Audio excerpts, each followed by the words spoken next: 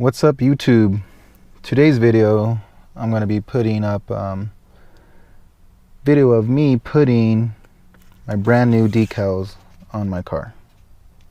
You guys could see them, fluorescent red. They're really gonna pop. The ones I originally have on the car now, I have them on the front windshield and on the back windshield. I got those ones to originally go on the side, but they're a little bit too long, and they're only, I believe, 6 inches.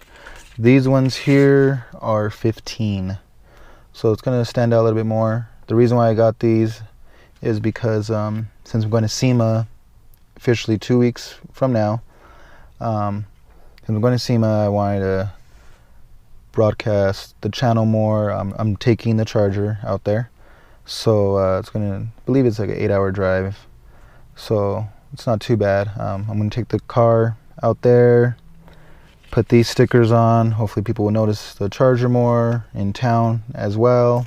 Try to get more subscribers, more views, all that good stuff.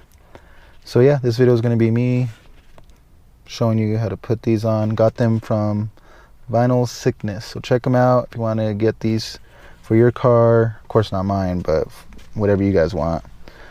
But yeah, so let's get to it.